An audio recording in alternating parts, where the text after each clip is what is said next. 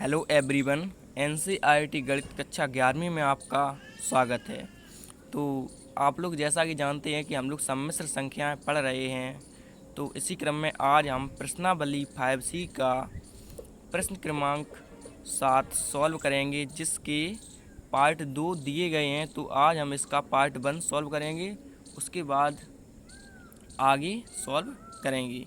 तो पार्ट 1 हमारा दिया गया है -16/1+i√3 को ध्रुवीय रूप में परिवर्तित कीजिए। तो ध्रुवीय रूप में परिवर्तित करना हम लोग पहले ही समझ चुके हैं, हमने बहुत प्रश्न सॉल्व किए हैं। अगर आपने नहीं देखे हैं तो आप पहले उन्हें देख लीजिए, तो आपको यह प्रश्न बहुत ही आसानी से समझ में आ जाएगा। तो आपको क्या करना है, तो सबसे पहले हम ध्रुवीय रूप का इसका फॉर्मूला देख लेते हैं और उसके बाद इसे सॉल्व करते हैं। तो ध्रुवीय रूप का फॉर्मूला हमारा कुछ इस प्रकार होता है कि सम्मिश्र संख्या z, जिसे हम सम्मिश्र संख्या को क्या बोलते हैं, z बोलते हैं, और इसके बराबर में हम a+ib भी लिख सकते हैं, क्योंकि सम्मिश्र संख्या को हम a+ib से प्रदर्शित करते हैं। तो क्या है फॉर्मूला, सम्मिश्र संख्या z बराबर √cos theta plus i sin theta. ये हमारा फॉर्मूला होता है सम्मिश्र संख्या का। तो आप बता सकते हैं कि ये जो हमारी संख्या दी गई है, ये हमारी सम्मिश्र संख्या है या नहीं। तो आप कहेंगे ये हमारी सम्मिश्र संख्या नहीं है, क्योंकि हमारी सम्मिश्र संख्या होती है वो क्या होती है, a+ib के फॉर्म की होती है। तो अभी ये a+ib के रूप की नहीं है, तो हम सबसे पहले इसे a+ib के फॉर्म में बनाएंगे और उसके बाद आपको फार्मूले में आंसर रख देना है और फिर हम इसे सॉल्व करेंगे। यानी कि फार्मूले में आपको मान रख देना है और उसके बाद हम इसे सॉल्व करेंगे। तो चलिए, आपको ध्यान से देखते रहना है। तो सबसे पहले हम हल लिख लेते हैं और उसके बाद सॉल्व करेंगे। तो हमने लिखा हल, और जो हमें दिया गया था उसे हम लिख लेते हैं। तो हम लिखेंगे -16/1+i और √3, ये हमें दिया गया था। तो हम इसका हर परमीकरण करेंगे। देखिए कैसे, तो जब हम इसका हर परमीकरण करेंगे तो ये a+ib के फॉर्म में बन जाएगी सॉल्व करने पर। तो चलिए करते हैं। तो हर परमीकरण क्या होता है, जो हमारा हर होता है, हर परमीकरण मतलब जो हमारा हर होता है वो अगर प्लस में है तो इसके जस्ट अपोजिट यानी कि माइनस का 1 - i√3 का ऊपर नीचे गुणा कर देना है। तो आप चाहें तो लिख भी सकते हैं कि हर परमीकरण करने पर। तो चलिए लिख देते हैं। तो हमने लिखा हर परमीकरण करने पर, तो चलिए कर देते हैं। तो ये आपको ज्यों कहते हैं लिख देना है -16/1+i√3। अब हर परमीकरण अभी हम लोग समझ चुके हैं कि अगर प्लस है तो माइनस का, तो आपको गुणा लगा देना है। उसके बाद अब इसके जस्ट अपोजिट का ऊपर नीचे, यानी कि ऊपर भी गुणा करना है और नीचे भी करना है। तो क्या हो जाएगा 1, अब प्लस का अपोजिट यानी कि उल्टा क्या हो जाएगा माइनस और i√3। अब इसी का गुणा आपको बटी में यानी कि नीचे भी कर देना है। तो 1 - के i और √3। तो ये हमारा बहुत ही आसान होता है हर परमीकरण करना। तो हमने हर परमीकरण कर दिया है। तो अब हम इसे आगे सॉल्व करेंगे।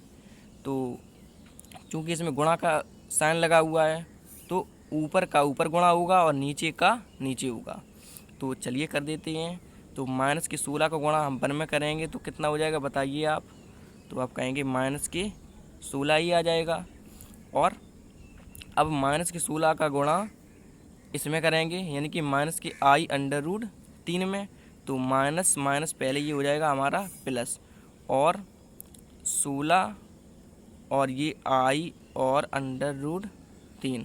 तो क्या हो जाएगा 16i√3 हमारा हो जाएगा इसका गुणा इसमें। तो अब आपको बटे खींच देना है और उसके बाद इसे देख लीजिए आप। इसे हम चाहें तो ब्रैकेट भी इसमें लगा सकते हैं क्योंकि गुणा में है। तो 1 + i√3 और एक में 1 - के i√3। तो अब चाहें तो इसमें वर्गांतर भी लगा सकते हैं, क्योंकि एक ब्रैकेट में a+b और दूसरे ब्रैकेट में a-b। तो क्या हो जाएगा 1 का वर्ग और -i² या 3 का स्क्वायर, और या 1 + सॉरी 1 - के अंडर रूट 3 का होल वर्ग पूरे का हो जाएगा। ये आप सबसे सरल विधि समझ लीजिए कि हम इस 1 का गुणा इन दोनों में कर देंगे और फिर i अंडर रूट 3 का गुणा इन दोनों में कर देंगे। देखिए कैसे, तो 1 का गुणा इन दोनों में करेंगे तो सबसे पहले 1 का 1 में करेंगे तो क्या हो जाएगा, 1 ही आ जाएगा। अब 1 का गुणा i अंडर रूट 3 में करेंगे तो क्या हो जाएगा, माइनस, क्योंकि प्लस और यहाँ पे आगे कोई साइन नहीं लगाया तो हम लोग प्लस मानते हैं, तो प्लस माइनस माइनस हो जाएगा और i अंडर रूट 3 ज्यों कहते हो। उसके बाद अब हमने 1 का गुणा इन दोनों में कर दिया है, अब हम करेंगे i अंडर रूट 3 का गुणा इन दोनों में।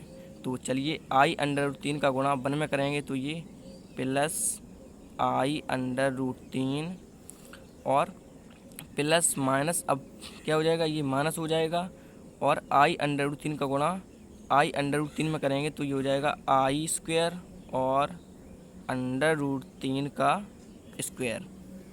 उसके बाद आगे सॉल्व करेंगे तो आगे हमारा क्या हो जाएगा, बस आपको ध्यान से देखते रहना है।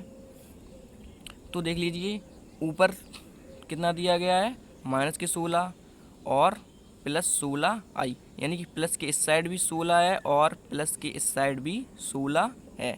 तो हम इसमें से 16 ओबेनिस्ट निकाल लेंगे। देखिए कैसे, हमने ये 16 बाहर निकाल लिया है तो कितना बचेगा हमारा, तो अंदर बच जाएगा हमारा, क्या बचेगा, तो अंदर इसमें बचेगा हमारा, यहाँ से ये 16 बाहर आएंगे तो अंदर बचेगा -1, क्योंकि ये माइनस भी है तो यहाँ पे कुछ भी नहीं बचेगा तो 1 बचेगा, लेकिन किसका, माइनस का, और प्लस लगा है तो ये प्लस, और ये 16 बाहर जाएगा ब्रैकेट से बाहर चला जाएगा तो क्या बचेगा, i और अंडर रूट 3 बचेगा। उसके बाद ये बटे जो कहते हो।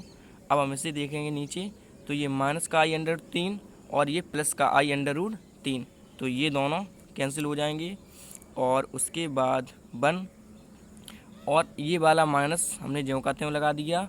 और i स्क्वायर का मान कितना होता है बताइए आप, तो आप कहेंगे -1, क्योंकि हम पहले पढ़ चुके हैं। और अंडर रूट 3 का वर्ग कितना होगा बताइए आप, तो आप कहेंगे कि इसका वर्ग 3 होगा, क्योंकि अंडर रूट 3 को हम 2 बार लिखेंगे, अंडर रूट 3 गुणित अंडर रूट 3, तो उसमें से एक 3 बाहर आ जाएगा। तो चलिए लिख देते हैं, इसका वर्ग कितना हो जाएगा, 3 हो जाएगा। तो अब हम इसे आगे सॉल्व करते हैं, तो आपको बराबर लगाते रहना है। उसके बाद क्या हो जाएगा हमारा, ये 16 और 1 -1 और प्लस i और अंडर रूट 3 जो कहते हो, और ये ब्रैकेट बंद। उसके बाद आगे देखते हैं तो बटे लगा दीजिए। अब हम क्या करेंगे, ये वाला 1 जो कहते हो और माइनस का इसमें गुणा करेंगे तो ये प्लस का 1 हो जाएगा। तो सबसे पहले आप समझ लीजिए कि माइनस माइनस प्लस। अब 1 का गुणा इसमें करेंगे, क्योंकि इनटू लगा है तो कुछ नहीं होता है तो हम गुणा का साइन मानते हैं, तो 3 एकम 3। तो अब हम इसे आगे सॉल्व करेंगे तो क्या हो जाएगा हमारा, 16 और माइनस के 1 प्लस i अंडर रूट 3 और 3 और 1, ये कितना हो जाएगा, 4 हो जाएगा। तो अब हम 4 से इसको कैंसिल भी कर सकते हैं, तो ये 4 बार जाएगा, 4 चौके 16 और बराबर क्या बचेगा हमारा, 4 बच जाएगा। आपको ध्यान से देखते रहना है, -1 और प्लस i अंडर रूट 3। तो अब ये हमारी सम्मिश्र संख्या बन जाएगी अगर हम 4 का इसमें अंदर गुणा कर देंगे। तो चलिए कर देते हैं, आपको बस ध्यान से देखते रहना है। तो सबसे पहले 4 का -1 में करेंगे तो ये क्या हो जाएगा, -4 और प्लस लगा है तो प्लस लगा दीजिए। अब 4 का इसमें गुणा करेंगे तो ये 4 और i और अंडर रूट 3 हो जाएगा। तो चलिए आगे देखते हैं। तो हमारा ये -4 प्लस 4i अंडर रूट 3 क्या एक सम्मिश्र संख्या है, तो आप कहेंगे हाँ ये एक सम्मिश्र संख्या है, क्योंकि a प्लस आई बी के फॉर्म की ये है हमारी, यानी कि a हमारा वास्तविक भाग और b यानी कि आई बी यानी कि i जिसमें होता है वह हमारा काल्पनिक भाग होता है। तो अगर ये हमारी सम्मिश्र संख्या है तो इसे हम बराबर z लिख सकते हैं, क्योंकि हम सम्मिश्र संख्या को z से नोट करते हैं या फिर z से दर्शाते हैं। तो अब हम इसमें फॉर्मूला लगाएंगे ध्रुवीय रूप का, क्योंकि हमें इसका क्या ज्ञात करना है, ध्रुवीय रूप ज्ञात करना है। तो चलिए आपको देखते रहना है। तो फार्मूला हमारा होता है, क्या होता है, तो फार्मूला हमारा होता है सम्मिश्र संख्या z बराबर r bracket cos theta plus i sine theta. तो इस z का मान इस z के स्थान पर रखेंगे और सॉल्व करेंगे। तो चलिए आपको ध्यान से देखते रहना है। तो सबसे पहले हम लिखेंगे, ये फार्मूला एक बार लिख लेते हैं और उसके बाद सॉल्व करते हैं। तो हमने लिख दिया z यानी सम्मिश्र संख्या z बराबर r bracket cos theta plus i sine theta, और उसके बाद अब इस z का मान इसमें रख देते हैं। तो क्या हो जाएगा, -4 प्लस 4i अंडर रूट 3। तो हमने ये z का मान ये यहाँ पे रख दिया है इस z के स्थान पे, और ये वाला बराबर की साइड जो कहते हैं r bracket cos theta plus i sine theta. तो अब हम इसे आगे सॉल्व करेंगे। तो आपको ध्यान से समझना है कि ये जो हमारा ध्रुवीय रूप है, ध्रुवीय रूप हमारा क्या है, ये है हमारा r bracket cos theta plus i sine theta, ये हमारा ध्रुवीय रूप है। तो अभी ये हमारा सम्मिश्र संख्या का जो ध्रुवीय रूप हम लोगों ने ये माना हुआ है, यानी कि इसमें हम r का कॉस थीटा और साइन थीटा का जब मान निकाल के इसमें रखेंगे तो हमें इसका ध्रुवीय रूप पता चलेगा। तो हम यहाँ पे लिख भी सकते हैं माना, क्योंकि हम लोगों ने ये माना हुआ है, ये सम्मिश्र संख्या का ध्रुवीय रूप हम लोगों ने माना हुआ है। तो अब हम इसे आगे सॉल्व करते हैं। तो इसे आप चाहें तो समीकरण 1 नाम दे सकते हैं, और जब हम इसे आगे सॉल्व करेंगे देखिए कैसे, तो क्या हो जाएगा, हमारा r का इसमें ब्रैकेट में अंदर गुणा कर देंगे। तो -4 प्लस 4i अंडर रूट 3 बराबर r का इसमें करेंगे तो क्या हो जाएगा, r कॉस थीटा प्लस लगा दीजिए। अब r का इसमें करेंगे तो ये क्या हो जाएगा, i और r साइन थीटा। तो अब हम क्या करेंगे, तो अब हम आगे इसमें वास्तविक और काल्पनिक भागों की तुलना कर देते हैं। आपको बस ध्यान से देखते रहना है। तो r कॉस थीटा बराबर कितना हो जाएगा बताइए आप, ये हमारा वास्तविक भाग है और इस साइड ये हमारा वास्तविक भाग है। वास्तविक भाग बराबर वास्तविक भाग और काल्पनिक भाग बराबर काल्पनिक भाग। तो r कॉस थीटा बराबर हो जाएगा हमारा -4, r कॉस थीटा बराबर -4। तो एक समीकरण 1 हम ऊपर बना चुके हैं, इसे आप समीकरण 2 नाम दे दीजिए, और r साइन थीटा बराबर 4 under root 3, r sine theta बराबर 4 अंडर रूट 3। तो अब आप सोच रहे हो कि आई ये क्यों नहीं लिखा, तो बराबर के इस साइड भी आई है और बराबर के इस साइड भी आई है, तो इसे कैंसिल कर दीजिए। तो ये समीकरण 3 हो जाएगा। तो अब हमें क्या निकालना है, r का मान निकालना है, कॉस थीटा और साइन थीटा का मान निकालना है। तो हम r का मान कैसे निकालेंगे, तो समीकरण 2 और 3 को हम वर्ग करके जोड़ेंगे। देखिए कैसे, तो हम लिखेंगे समीकरण 2 व 3 को वर्ग करके जोड़ने पर। तो हमने लिखा समीकरण 2 व 3 को वर्ग करके जोड़ने पर। तो चलिए कैसे, तो r cos थीटा को r sin थीटा में जोड़ेंगे, यानी कि LHS में जुड़ेगी और RHS में जुड़ेगी, लेफ्ट हैंड साइड में और राइट हैंड साइड में, लेकिन वर्ग करके। तो चलिए कर देते हैं। तो इस साइड क्या हो जाएगा, r² cos² theta, r² cos² theta. अब जोड़ना है तो प्लस लगा दीजिए, और r² sin² theta, r² sin² theta. अब बराबर है तो आपको बराबर लगा देना है। उसके बाद इसको इसमें जोड़ेंगे लेकिन वर्ग करके। तो क्या हो जाएगा, -4 का वर्ग और प्लस, क्योंकि जोड़ना है किसमें, 4 अंडर रूट 3 के वर्ग में। तो लिखिए 4 अंडर रूट 3 का ये वर्ग। और उसके बाद जब हम इसे आगे सॉल्व करेंगे तो प्लस के इस साइड भी r² है, आपको ध्यान से देखते रहना है, और प्लस के इस साइड भी r² है। तो r² को हम ओवेनिस्ट बाहर निकाल लेते हैं। तो r² हमारा ये बाहर आ जाएगा, अंदर क्या बचेगा, cos² थीटा और sin² theta, cos² theta plus sin² theta. तो हमने लिखा cos² theta plus sin² theta बराबर -4 का वर्ग बताइए कितना होगा, तो आप कहेंगे 4, और -4 का वर्ग कितना होगा, ये 16 हो जाएगा। आपको ध्यान से देखते रहना है। 4 का वर्ग कितना होता है, 16, और माइनस प्लस हो जाएगा, और ये प्लस जो कहते हो। और अब आपको आगे देखना है, 4 अंडर रूट 3 के वर्ग कितना होगा, तो 4 का वर्ग हो जाएगा 16, क्योंकि ये तो अभी अंडर रूट में है नहीं, तो 4 का वर्ग कितना होगा, 16 हो जाएगा। और अंडर रूट 3 का वर्ग, चूँकि 4 के ये गुणा में है तो आपको गुणा लगा देना है। और अंडर रूट 3 के वर्ग कितना होगा, अंडर रूट 4 नहीं है, अंडर रूट 3 है। तो अंडर रूट 3 का वर्ग कितना होगा आप बताइए, तो आप कहेंगे 3। तो अब हम इसे आगे सॉल्व करते हैं। तो सबसे पहले हम इसे साइन स्क्वायर को पहले लिख देते हैं, क्योंकि ये प्लस में है। तो लिखेंगे हम आर स्क्वायर, क्या लिखेंगे, sine square theta plus cos square theta बराबर 16 है जो कहते हो, और 16 तिया 48 हो जाएंगे, गुणा करेंगे हम इसका। तो आगे आपको देखना है। अब इसका मान कितना हो जाएगा बताइए आप, sine square theta plus cos square theta आप लोग समझ गए होंगे।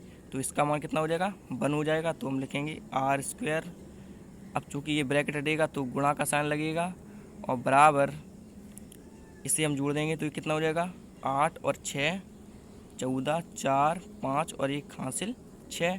अब आर स्क्वायर का 1 में गुणा करेंगे तो ये कितना हो जाएगा, आर स्क्वायर और बराबर 64 ज्यों कहते हो। तो अब आपको आगे ध्यान से देखते रहना है, ये 4 बना हुआ है, आपको समझ लेना है। तो आर बराबर कितना हो जाएगा, 8, क्योंकि हम इसका वर्गमूल ले लेंगे दोनों पक्षों का। तो हमने ये आर का मान निकाल लिया है। तो अब हमें किसका मान निकालना है, देखिए, तो हमें अब इसका मान निकालना है, कॉस थीटा और साइन थीटा का मान।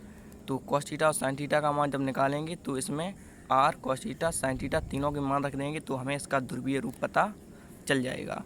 तो चलिए, कॉस थीटा का मान कैसे निकलेगा, तो अगर हम आर का मान समीकरण 2 में रख देंगे तो हमें कॉस थीटा का मान पता चल जाएगा, और अगर हम आर का मान समीकरण 3 में रख देंगे तो हमें साइन थीटा का मान पता चल जाएगा। तो चलिए लिखते हैं, आर का मान समीकरण 2 में रखने पर। तो हमने लिखा आर बराबर 8 समीकरण 2 में रखने पर। तो समीकरण 2 हमारा हमने ये लिख लिया है, तो आर का मान इसमें रख देते हैं। तो आर का मान दिया गया है, आर के स्थान पे आपको कितना लिखना है, 8 लिखना है। तो ये हो जाएगा 8 कॉस थीटा बराबर -4। अब ये कॉस थीटा 8 यानी कि 8 कॉस थीटा गुणा में है, तो इस साइड बराबर की साइड लेके आएंगे, किस में हो जाएगा, भाग में हो जाएगा। तो ये हो जाएगा कॉस थीटा बराबर -4/8। आपको बस ध्यान से देखते रहना है, आपको सब कुछ समझ में आ जाएगा। और ये आगे कॉस थीटा बराबर कितना हो जाएगा, 4 दूनी 8, यानी कि 1 और 4 दूनी यानी कि 2 बार, तो माइनस ज्यों कहते हैं, और 1/2। तो अब आप ये बताइए, कॉस में ये -1/2 कितने का मान है बताइए। हम लोग त्रिकोणमिति में पहले ही पढ़ चुके हैं कि ये कॉस -1/2 कितने का मान है। तो ये हमारा कॉस 120 का मान होता है। तो आप लिख सकते हैं कॉस थीटा बराबर कितना, कॉस 120 डिग्री। ये किस कॉस 120 का मान होता है। और कॉस और कितने का होता है बताइए। तो आप कहेंगे हम पहले ही समझ चुके हैं कि मान कैसे निकालते हैं। हम अगर आपने पहले प्रश्न नहीं देखे हैं तो आप उन्हें देख लीजिए, आपको सब कुछ समझ में आ जाएगा। तो कॉस थीटा बराबर कॉस 120, और या क्या होता है, कॉस थीटा बराबर कॉस 240, यानी कि कॉस 240 का मान भी -1/2 होता है। कॉस 240 डिग्री का मान कितना होता है, 1/2, यानी कि -1/2। कॉस 120 का मान भी होता है -1/2, और कॉस 240 डिग्री का मान भी होता है -1/2। तो अब हम आगे सॉल्व करेंगे। तो हमने कॉस थीटा का मान निकाल लिया है, ये हमारे 2 मान आए हुए हैं कॉस थीटा के। तो आगे जब हम सॉल्व करेंगे तो साइन थीटा का मान निकालेंगे, देखिए कैसे। तो आपको ऊपर देखना है कि साइन थीटा का मान हम लोग कैसे निकालेंगे। तो अगर हम आर का मान समीकरण 3 में रख देंगे तो हमें साइन थीटा का मान पता चल जाएगा।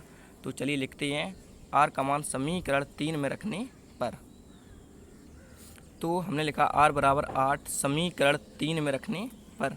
तो हमने ये समीकरण 3 लिख लिया है। तो अब हम इसे सॉल्व करेंगे। तो कुछ भी नहीं करना है आपको, आर के स्थान पे ये आर का मान दिया गया है, आपको यहाँ पे लिख देना है आर के स्थान पे। तो ये हो जाएगा 8 साइन थीटा बराबर 4/√3। अब ये साइन थीटा के गुणा में 8, तो बराबर की हम इस साइड लेके आएंगे, तो ये किस में हो जाएगा, बटे में हो जाएगा।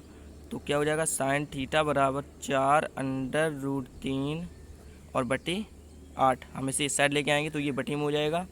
तो अब हम इसे 4 दूनी 8 कैंसिल भी कर सकते हैं, और साइन थीटा बराबर √3/2 आ जाएगा हमारा ये। तो अब आप बताइए ये साइन में √3/2 कितने का मान है। तो आप कहेंगे ये साइन थीटा बराबर साइन 60 का भी मान है, और या करके आप लिख सकते हैं कितने का मान है बताइए, साइन 120 का भी मान है। देखिए कैसे, तो ये साइन थीटा बराबर हो जाएगा हमारा साइन 120 डिग्री। तो जो साइन थीटा का मान निकालना था, हम लोगों ने साइन थीटा के 2 मान निकाल लिए हैं। अब बात ये है कि हम इसमें से 2 मान हम लोगों ने निकाले हुए हैं साइन थीटा कॉस थीटा के।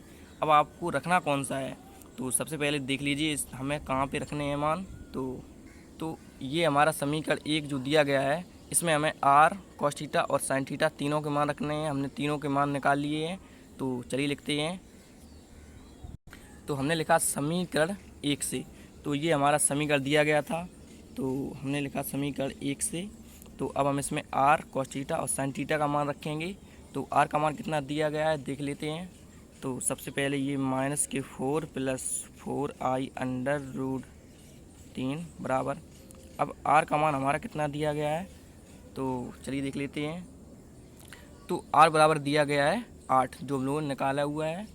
तो चलिए लिख लेते हैं। तो हमने लिखा आर के स्थान पर कितना 8, क्योंकि 8 दिया गया था। तो अब लिखेंगे कॉस थीटा और साइन थीटा के मान। तो कॉस थीटा का मान देख लेते हैं कितना दिया गया है।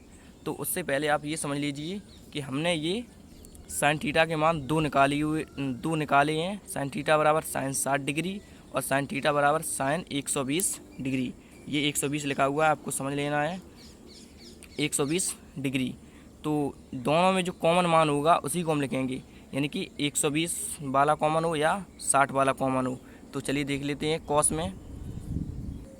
तो साइन में भी 120 था और कॉस में भी 120 है, लेकिन और साइन में 60 था और इसमें 240 डिग्री है। तो दोनों में जो कॉमन यानी कि ओवेनेस्ट होगा तो हम उसे लिखेंगे। तो हम लिखेंगे कॉस थीटा का मान कितना, कॉस 120। चलिए लिख लेते हैं। तो कॉस थीटा के स्थान पे हम लोग कितना लिखेंगे, cos 120 degree. Cos 120 degree plus i ज्यों का त्यों और साइन 120, क्योंकि जो दोनों में ओवेनिस्ट था साइन और कॉस में हमने वही लिखा है। देखिए कॉस में भी दिया गया है कॉस 120। तो यही हमारा क्या हो जाएगा, ध्रुवीय रूप हो जाएगा जो हम लोगों को निकालना था। तो अब आप इसका स्क्रीनशॉट ले लीजिए। तो चलिए ले लीजिए इसका स्क्रीनशॉट। तो आपको प्रश्न भी नोट कर लेना है ताकि आपको पता चले कि ये किसका आंसर है। और आगे इसका भी ले लीजिए स्क्रीनशॉट,